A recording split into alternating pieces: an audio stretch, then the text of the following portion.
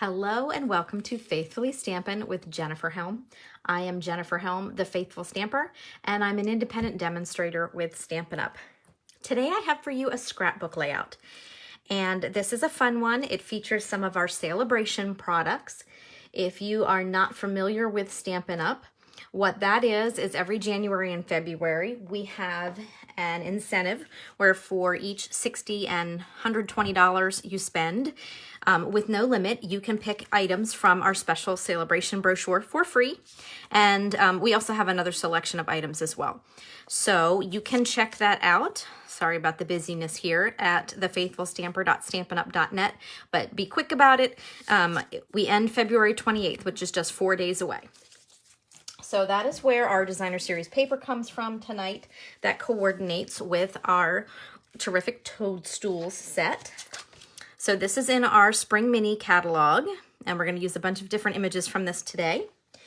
And then our designer series paper is our Toadstool Garden 6x6, and it's free with a $60 purchase if you want to choose that item. And we'll talk about some more items later. This design was inspired by Chris Robertson of Chris's Creative Life.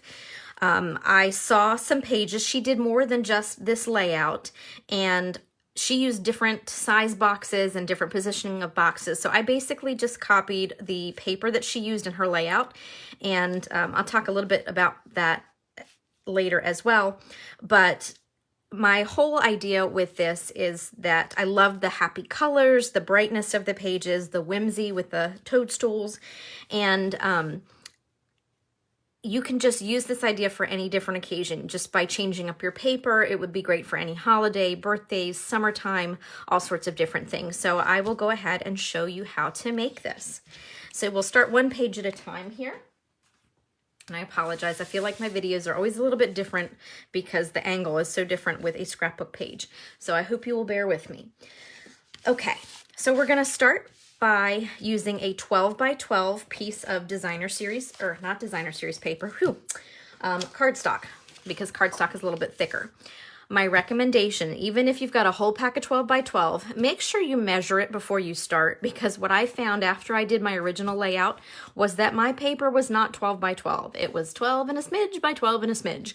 And so it messed me up with my original layout, and I had to kind of be a little bit creative with my positioning, hence some of the design. But I just don't want you to have the struggle that I did with the paper. Because what we're gonna do, there's no fancy cutting or folding or anything involved tonight. We're using 2 pieces of 6 by 6 designer series paper, and then 4 squares that are 3 by 3.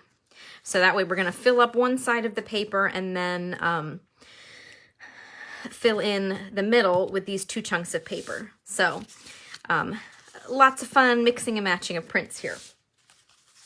So to start, what I'm going to do is put the 3 by 3 boxes down the side.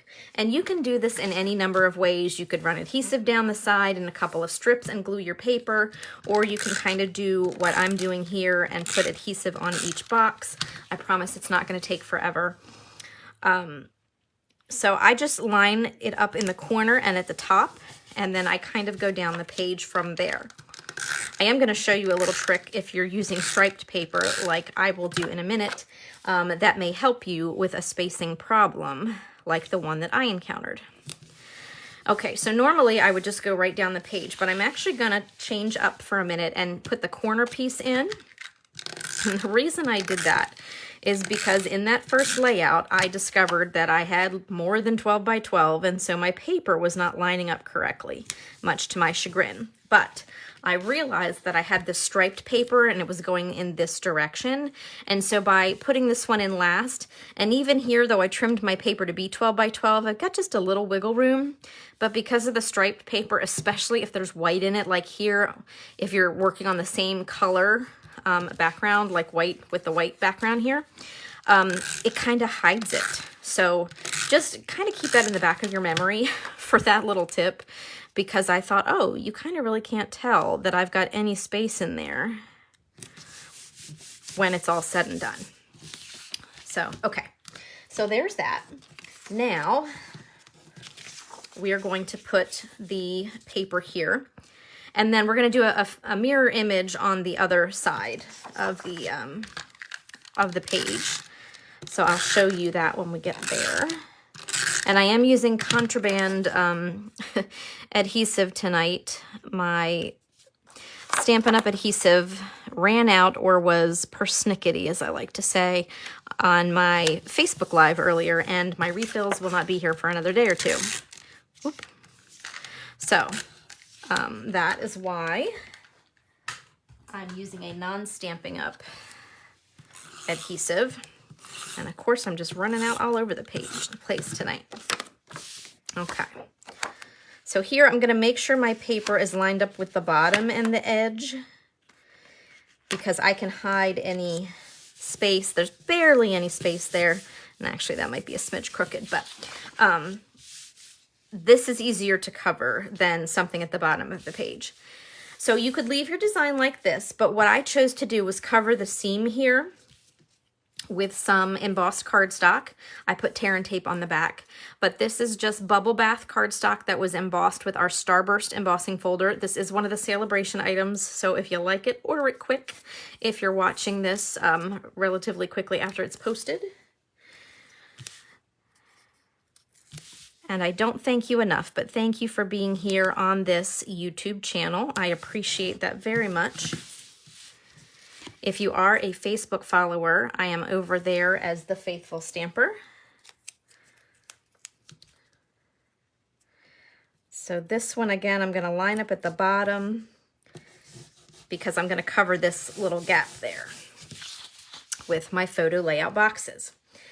So next up are our photo layout boxes. I have them matted on basic gray, and you can use any size photo boxes, journaling boxes that you have. You do not need to stick with 4x6 and 4x4s if you don't like that, if you've got bigger pictures. This is just kind of ideas to get you going. So I'm using one 4x6 and two 4x4s. I'm going a little outside my comfort zone here because I don't normally do things at angles.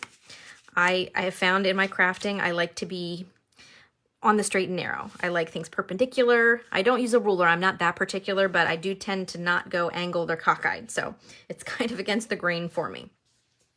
But this one I felt with the whimsy of the toadstools that the angles kind of worked a little better.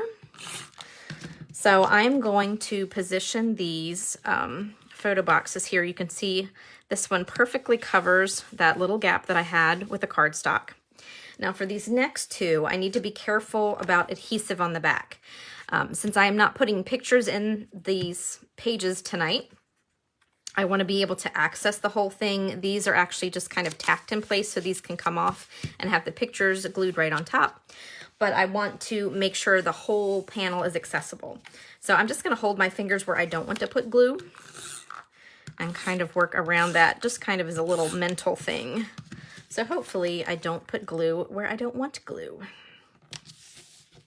And ooh, that one was cutting a little bit close, but that's all right. And then again with this one. And again, just use whatever size photos work best for you. I really just want you to use your creativity and get some ideas from the page. Okay. So a few design elements. First of all, I'm going to make a little banner that I can put here. So I don't have multiple die sets with great wording that goes with the toadstools, but I thought the stamp in the set that said "You Are Magical" was a good fit. So obviously you could use anything that worked for your pages. I'm going to use Granny Apple Green ink on a piece of smoky slate cardstock. Let's see here. Yep. And then I'm going to use one of our punches to kind of dress up our label a little bit. We have our Happy Labels Pick-a-Punch. And this one I really like because it's multi-purpose. There are two designs, hopefully you can see here. There's a ticket edge and more of a scalloped edge. And this holds paper that is 1/2 inch, 3/4 inch to 1 inch. So 3 different sizes for each side. So that's 6 label sizes you can get out of one punch. So this is 3/4 of an inch. And so I'm just going to nestle it down in the middle, slide it all the way in, and then punch away, flip it around. And there we have our cute little ticket edge label. Now I'm going to hold off on attaching that just for the moment because I'm going to do some stamping here at the bottom of the page with our fun toadstools. So let me find all my inks. I use several colors tonight. So we have Pebbled Path that I'm going to use for my mushroom or toadstool. Toadstool just sounds more fun and whimsical than mushroom. Okay. So that's going to get stamped down here at the bottom. I'm going to be a little careful with my stamping just because I'm not using my Stampin' Pierce mat. But there we go. I just re-inked this pad, so I've got a nice dark impression. And I think I'm done with that ink pad. Next, I'm going to stamp some mushroom caps. 2 different sizes that we are going to add to the page here. And let's see, get the colors right. This one, I'm going to use, I almost said paper pumpkin, pumpkin pie. If you haven't heard of Paper Pumpkin, check out my website because we have a fabulous monthly subscription kit called Paper Pumpkin. I talk about that a lot. That's why it popped into my brain. And then Melon Mambo is our other ink that we're using for our larger mushroom cap. And let's see. Okay. So I'm going to come back to that Melon Mambo ink in a minute. What we're going to do now is punch a stem and then punch the mushroom caps out. So our Terrific Toadstools Builder Punch has the 2 mushroom caps that I just stamped as well as the stem. So I have basic gray that we're going to use here to punch out the mushroom stem. And I don't know if I mentioned, but my mats here are basic gray and they're 1/4 inch bigger than the sizes you see posted. So 4 by 6 equals 4 1/4 by 6 1/4, and the 4 by 4 boxes have a 4 1/4 inch square box. So just for your information, I am going to be posting pictures of these over on my Facebook page if you need to see hopefully a better image of those. Okay, so I put my punch away and I wasn't ready. But my paper's a little too tall. I should have stamped closer to the top. So I'm going to punch out our mushroom caps. And a lot of times with our punches, they have a little bit of white space around the image. These punches were specifically designed not to do that. They wanted kind of full coloration on the punches. So when you punch it out, you will find that there is a rim left around, and that's okay. That's exactly the purpose of this punch. I did not know that when I first started using it. So then, oops, same thing over here without pinching my finger. There are our mushroom caps, and I think we're ready to go. Now, one last step of stamping before I go ahead and start moving with dimensionals and attaching things. Just a cute little accent. In our Terrific Toadstools set, we have this tiny little mushroom cap which goes with the stem, but this stamp also doubles as the stamps for the ladybug. And I was trying to wrap my head around how that was going to stamp initially with the black and the red usual coloration of the ladybug. So what we're going to do is we're going to actually stamp the ladybug body in Melon Mambo, or you could do it in red, and then stamp the mini mushroom cap in black, and that's going to provide the spots on the ladybug. So it's kind of a reverse ladybug, but it works. Now, I'll bring over that Melon Mambo ink. I'm going to have our little ladybug crawling down the top of this photo box. So there's step 1. Setting that to the side because after the day I've had, I know I will stick something in that Melon Mambo ink. And then I have black Memento ink here for the the little cap for the spots. I will say, this might look difficult when I do it. It's a lot easier when you're not trying to bang your head on a camera stand. So this might not be perfect. And I found I have to hedge a little more to the top than I think in order to get the stamp closer to the top of the ladybug. So we'll see how I do here. I learned, oh, that's about spot on. That's probably the best I've stamped that. I learned through trial and error when I first put this page together, and I am going to do this one more time on the next page, but not too bad there. Okay, so now dimensionals. First of all, I'm going to come back to our little ticket banner here. I'm going to put it here. So I want to be sure to put my dimensionals down at the bottom so that this full photo box is accessible. So I'm going to use mini dimensionals instead of the full-size ones that I would normally use on a banner like this in order to let that photo box be totally accessible. Okay, see, I can still get in here and move this piece out and put a photo there. Now, on to our mushroom caps. I'm going to put 2 dimensionals on here.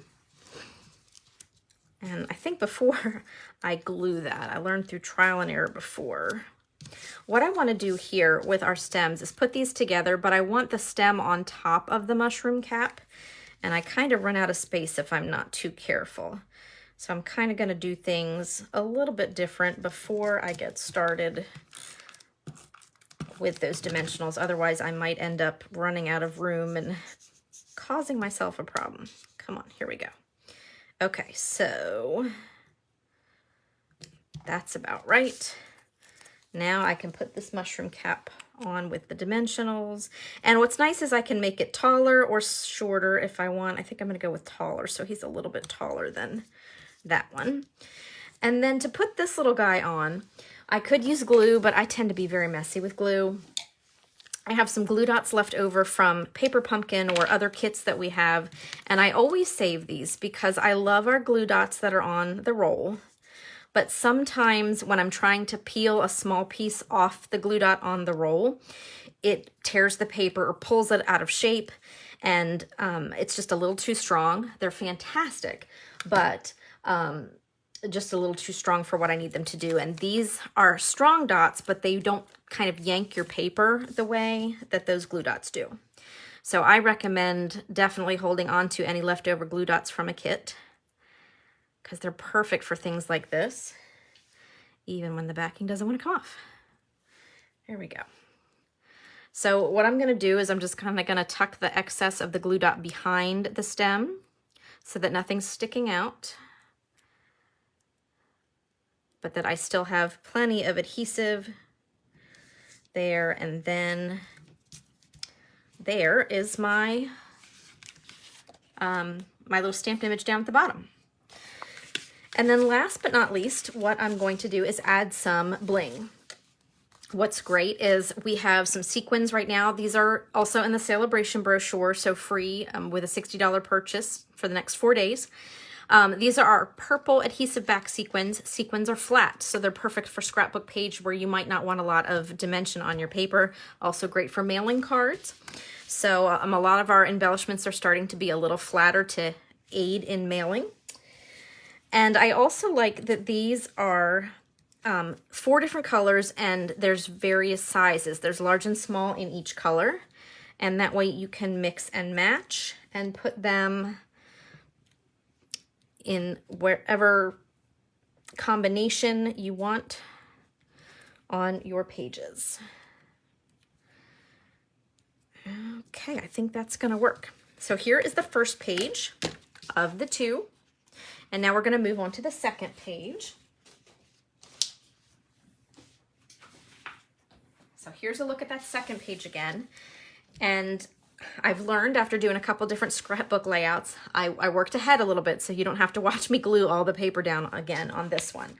So for this page, what we have is the reverse of the first page. Actually, this paper is glued sideways, but that's okay. It should have been running the same direction, but I don't think you'll really notice unless I point it out. So I just flip-flop these, and then I put the small squares in the reverse order. So top to bottom, bottom to top. Okay, and again, there's that embossed cardstock. Okay. Pull this over so I do all the right things. So for this page, what we have are 2 4x6 photo boxes or journaling boxes, whatever you like, a 3x3. And then I created my own journal box because we didn't have a whole lot of wording or things that I thought would work well. So I used some more of the toadstool stamps and a ruler, and then our basic black Stampin' Write marker to make my journal boxes. Okay. So let's go ahead and glue these down. Again, you can kind of cover any inconsistencies or gapping with your paper as needed. We'll see if I run out of glue in this tape runner or if I make it or not. So, here we go. As I said, I am not the best at doing things on angles, and scrapbooking is not in my wheelhouse. So I'm definitely more of a card maker, but I'm trying. I think it's kind of, scrapbooking is kind of having a resurgence. So Stampin' Up! Has added quite a bit to our online our online scrapbooking collection. That's the word I'm looking for. We have an online scrapbooking brochure, and I'm going to admit I have not even taken a look at the whole thing. I keep seeing people using the products for other projects and thinking, where did that come from? It's that scrapbooking brochure. So I really need to remember to get online and check that out.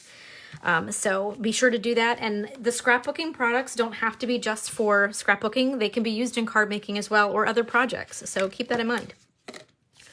I have some girls that don't scrapbook that watch these videos because they want to see what I'm doing and they might get ideas for other things. And then I have girls that are more card makers or vice versa. You know what I mean? Okay, so there's our glue for that. And all we're going to do to this page, ooh, I almost lied. I was going to say no stamping, but just one little bit. I mentioned that ladybug. So we're going to keep the ladybug theme going again. And I had to laugh. I finished my Facebook Live video and clicked end and just about squealed because I reached to reset my table and touched a live ladybug that happened to be crawling across my desk. Apparently it wanted to check out the stamping. So that just kind of tickled me. And it's not really the time of year for ladybugs. It's February. So here we go again. That one's a little off, but okay. Close enough, and I could probably come in with a marker if I wanted, but I think I'll just let that one be. And then a little more bling with those sequins, and these pages will be done. So I hope this has inspired some creative juices in you. I'm very grateful that you have taken the time to check out my videos. If you have not already done so, I'd love for you to be a subscriber on the page. Facebook is making some changes, so there will be copies of all my card making or scrapbooking techniques here on this page that will never go anywhere. They'll be here forever if you're inclined to watch them again or in case you missed something. So be sure to check that out, and I just recommend subscribing and clicking that notification bell, and then you'll always know when a page or a project goes live here. And let me just bring this over for one last look. And there we have our Terrific Toadstools scrapbooking layout. So thank you so much for taking time out of your busy schedule to watch my videos. I'm very grateful for all of you. If you don't have a demonstrator that you're working with and you'd like a paper copy of our current catalogs, please feel free to comment. I'll reach out to you and ask you to send me your address in either a Facebook message or by email. And I'd be happy to send you one. And then, as I mentioned earlier, Here is my website address if you were an online shopper, or if you just want a quicker look at things online and to check out that online exclusives category and those scrapbooking brochures. All right, thank you so much for watching. Take care and happy crafting.